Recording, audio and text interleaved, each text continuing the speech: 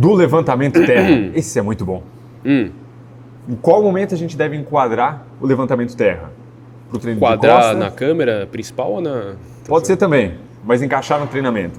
No treino de costas ou no treino de membros inferiores? Cara, essa é uma polêmica na nossa educação física que ultimamente, né, tem sido vista aí. E, na verdade, a gente não tem evidências para dizer se o levantamento terra ele hipertrofia glúteo ou hipertrofia, por exemplo, eretores da espinha, a musculatura que faz extensão da coluna. Porque qual que é a polêmica da vez? O pessoal está dizendo assim, ó, na minha prática, eu vejo que os meus alunos não têm uma hipertrofia significativa ali do glúteo máximo e tem uma hipertrofia, visualmente falando, né, porque o pessoal não utiliza nenhum instrumento de avaliação, visualmente falando ali dos eretores da espinha, do latíssimo dorso, beleza. Só que, pessoal, a gente tem que cuidar, e isso eu vejo que 99% dos profissionais cometem, é essa questão da observação prática. O cara olhar na prática, está acontecendo alguma coisa, realmente, cara, aquilo aconteceu por conta daquele treino que eu fiz, por conta daquela intervenção que eu apliquei com o meu aluno. Sim. Qual que é o grande problema disso? A gente já vou te mostrar. Então, o personal que fala assim, dane-se para a ciência, eu olho o que acontece na minha prática e eu aplico com meus alunos. Esse personal, por exemplo, ele pega os alunos dele, pega uma quantidade de alunos, por exemplo, eu vou aplicar o levantamento terra. Em outros alunos eu vou aplicar o agachamento, só para a gente servir de comparação aqui. Vamos supor que depois de 2, 3 meses, esse cara verifica, visualmente falando, observa que esses caras aqui que fizeram o levantamento terra não tiveram hipertrofia significativa do glúteo máximo. Em comparação com esses caras aqui que fizeram o agachamento, tiveram uma hipertrofia em grande magnitude. Sim. Aí o cara vai dizer, ó, tá vendo? Na minha prática, eu observei que o levantamento terra não gerou hipertrofia de glúteo. Beleza. Só que vamos supor que esses caras aqui, ó, vamos classificar didaticamente aqui, que eram indivíduos baixo respondedores. Ou seja, eles não tinham uma genética tão favorável assim para o desenvolvimento do glúteo máximo em comparação com esses caras aqui. Esses caras aqui, em contrapartida, tinham uma vantagem genética superior em relação à hipertrofia muscular do glúteo máximo. Vamos supor que esses caras aqui, eles não seguiram a risca alimentação como esses caras aqui.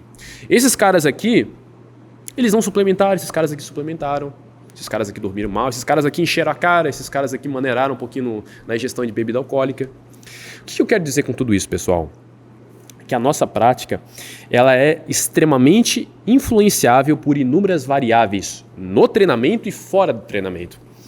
O cara que diz assim, ó, na minha prática funciona porque eu fui lá e apliquei, tem uma questão que você tem que considerar que é a seguinte, por exemplo, no treinamento, você controlou todas as variáveis para não gerar efeitos de confusão?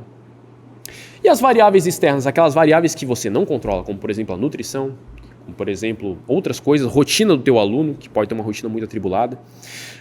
Então, cara, a gente não pode dizer que alguma coisa realmente funciona ou não funciona por observação prática. Aí que está o grande problema. E daí, o que a gente tem que fazer como profissional? A gente tem que buscar a ciência e buscar um desenho de estudo que a gente chama de ensaio controlado aleatorizado.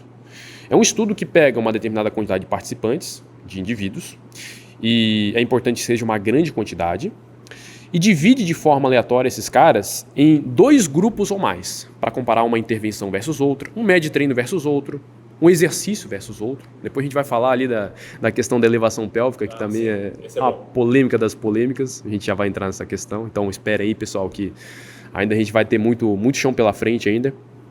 Então, voltando nessa questão, esse estudo ele serve para comparar uma intervenção versus outra. O que eles fazem? Cara, as 2 intervenções devem ser iguais. As variáveis do treinamento, todas as outras têm que ser iguais. O que vai mudar é a intervenção. Entendeu? Então, para mim ver se realmente, para mim verificar o efeito isolado da intervenção, eu preciso que todas as outras variáveis devem ser mantidas. Como, por exemplo, o volume de treinamento. Por exemplo, pelo volume load. Então, cara, eu quero ver se drop set é melhor que uma sessão de treino tradicional. Beleza. Os 2 grupos fizeram o mesmo volume de treino? Fizeram os mesmos exercícios? Só o tempo de recuperação que foi diferente, que é a questão do drop set ali? Chegaram na falha concêntrica? Que são variáveis que devem ser analisadas, que influenciam no resultado. Tá? Então, pessoal, a gente tem que parar com essa patifaria. O nome é patifaria de observação prática. Eu observei na minha prática, o meu aluno fez aquele treinamento. O que muito acontece? Os caras pegam um atleta de fisiculturismo, famoso, conhecido. O cara é shapeado, velho. Ele é shapeado porque ele faz esse tipo de treinamento. esse modelo de treinamento. Por isso que ele é shapeado. Sim. Só que o pessoal não considera as outras inúmeras variáveis que influenciam no resultado dele. Que pode ser que não tem nada a ver com o treinamento. Pode ser que aquele cara, se ele fizesse, sei lá, um treinamento mais habitual, ou um treinamento comparado a outros fisiculturistas, ele teria o resultado que ele tem. Pode ser, porque na nossa prática existem inúmeras variáveis. Tá? Então, a única forma da gente verificar se alguma coisa funciona ou não funciona é analisar um ensaio controlado aleatorizado, né, que é o único desenho de estudo que pode verificar isso realmente. E daí quando a gente fala de ciência, o pessoal geralmente vem com aquela questão de a ciência é longe da minha prática. Não, a ciência não é longe da tua prática. A ciência pega o ambiente prático, que é uma academia, tem profissionais que supervisionam o treinamento, mantendo estritamente as variáveis do treinamento. A questão é que ali as variáveis são controladas. Na sua prática, várias variáveis você não controla, para dizer que uma observação vai levar àquele desfecho.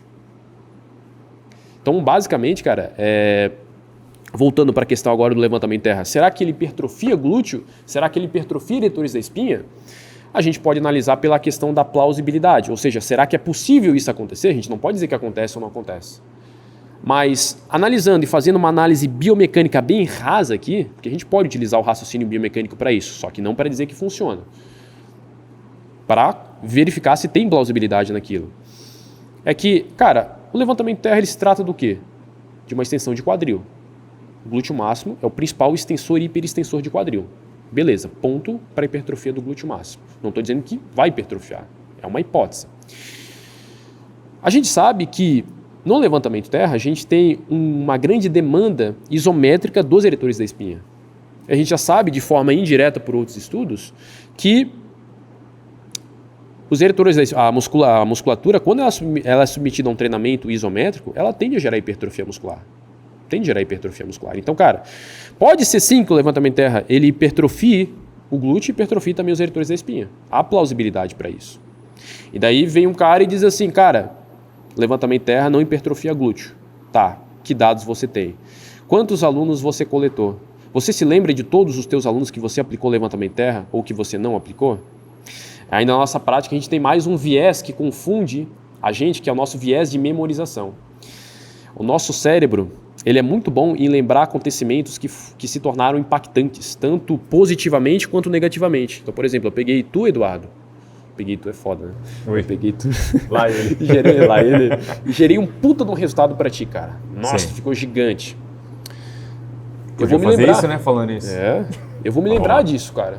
Agora, se eu pego um cara, e cara, o cara ficou 5 anos comigo, eu não gerei resultado, também é impactante pra mim. Porra, não gerei resultado pro cara, velho. Agora, aquilo que acontece na média, aquilo que tá no mediano, eu não lembro com facilidade. É o que a gente chama de ciência, na ciência de viés de memorização, que também influencia na observação prática. O cara vai dizer que aquilo aconteceu, só que ele não se lembra, ele só se lembra daqueles alunos que deu o resultado que ele esperava, por exemplo. Tá? Então, cara, para fechar essa questão aqui, a gente não tem evidência em relação a isso. Pode ser que sim, pode ser que não. A gente vai esperar estudos futuros aí para dizer alguma coisa, tá, pessoal? Então, brevemente, talvez a gente começou dessa forma falando um pouquinho sobre ciência, depois eu verifiquei ali, tem algumas perguntas em relação a estudo científico, né, que vocês mandaram, que o pessoal comete bastante equívoco na educação física em questão à interpretação de artigo científico, porque, cara, falando realmente, 99% dos profissionais que eu conheço não sabem interpretar artigo científico, não sabe, e a gente pode estar falando depois sobre isso, sobre essa questão ali específica. Beleza?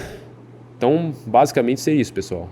Não tem ainda uma conclusão definida. Não tem uma conclusão, não tem evidência para isso. Perfeito. Ah, mas tem os estudos de eletromiografia. Foda-se eletromiografia. E eletromiografia não serve para medir hipertrofia, não serve para nada em relação à hipertrofia muscular. Serve para verificar se o músculo está sendo mais ativado ou menos ativado. Né? Que o impulso nervoso que está saindo lá do motoneurônio da medula espinhal, a magnitude desse impulso que está chegando no músculo. Tá? Hipertrofia é um processo crônico a longo prazo. E eletromiografia é uma medição aguda ali no músculo durante o treinamento.